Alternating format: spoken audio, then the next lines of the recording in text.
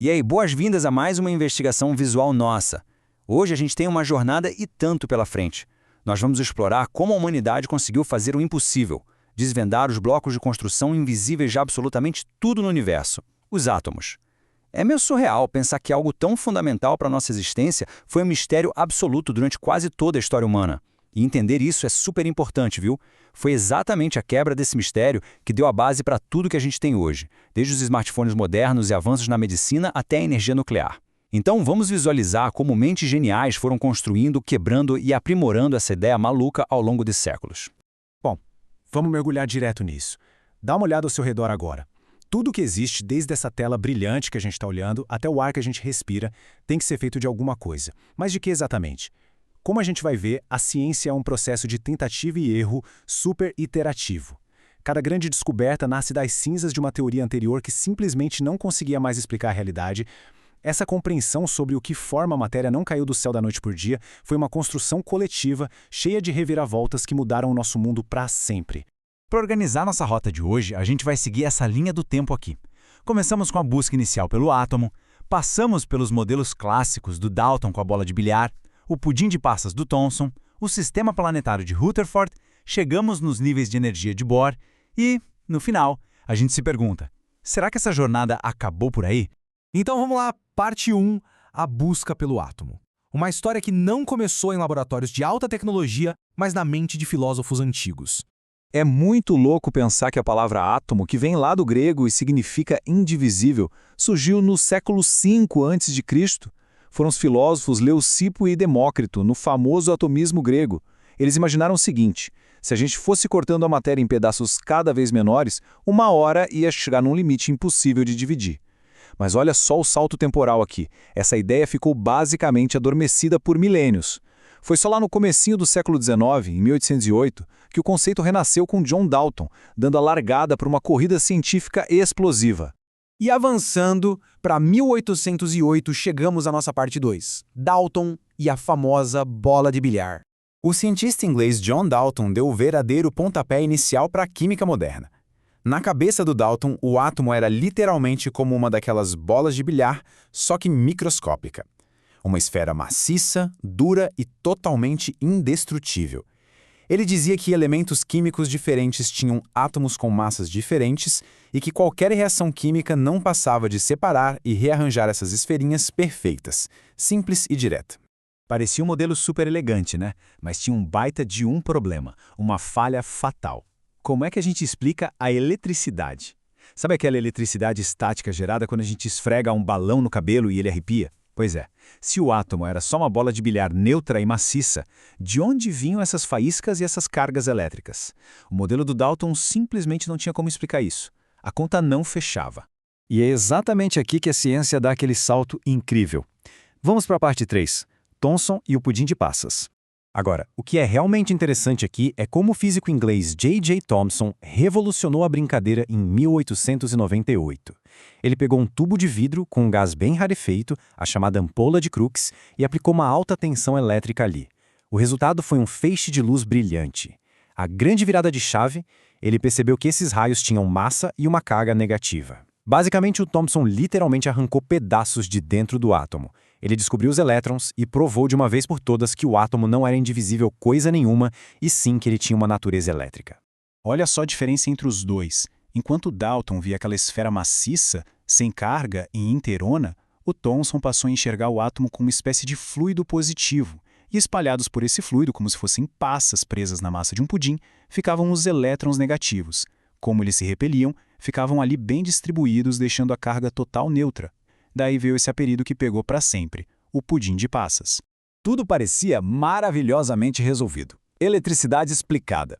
Só que aí a ciência faz o que faz de melhor. Descobre algo novo. A radiação entrou em cena. Quando os cientistas começaram a bombardear materiais com partículas de radiação, os resultados não faziam o menor sentido para o modelo do Thomson. Pensa comigo. Se o átomo fosse como um pudim molenga, por que em alguns testes umas partículas super pesadas batiam na matéria e simplesmente voltavam para trás, como se tivessem batido numa parede de concreto? O pudim de passas não servia mais. O que nos leva direto para uma das mentes mais brilhantes da física, parte 4, Rutherford e o sistema planetário.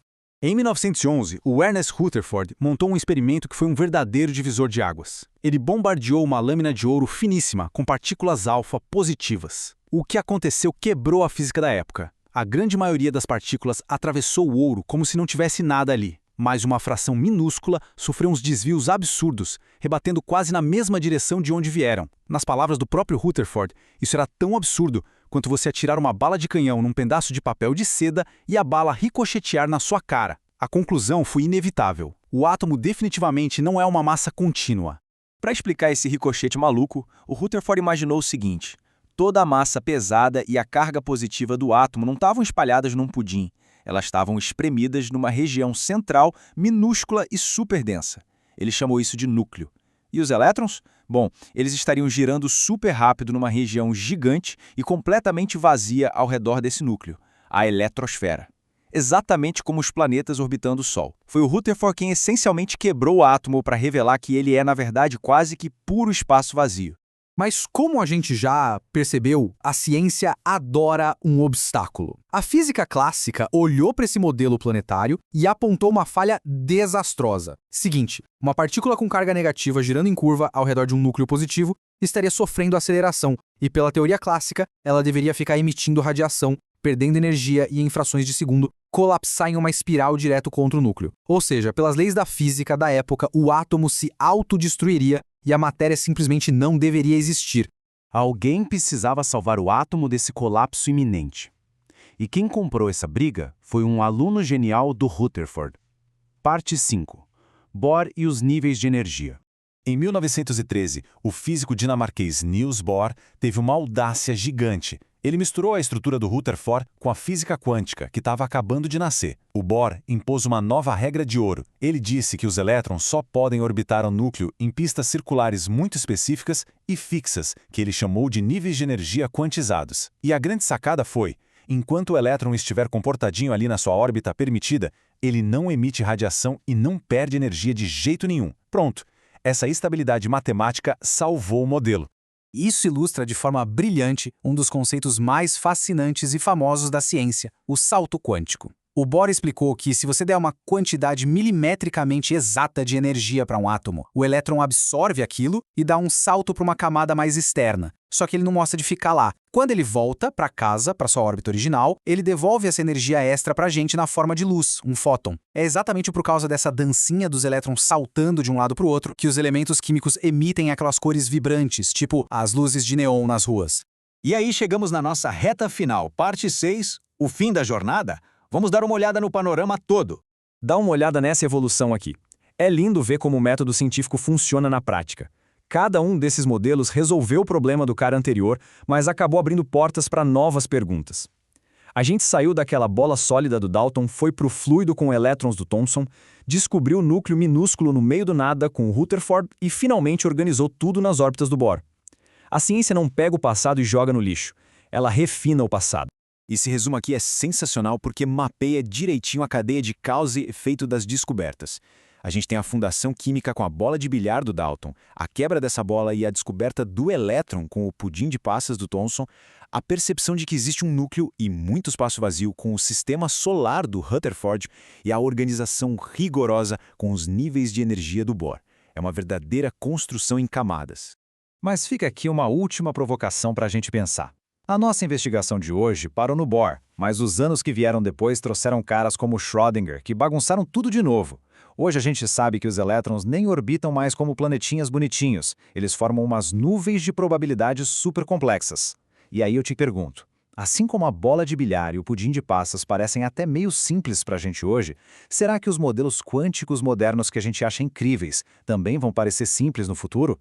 Que grandes mistérios invisíveis do átomo ainda estão escondidos por aí, só esperando o próximo experimento genial para virem à tona? A ciência definitivamente não para. Até a nossa próxima investigação visual.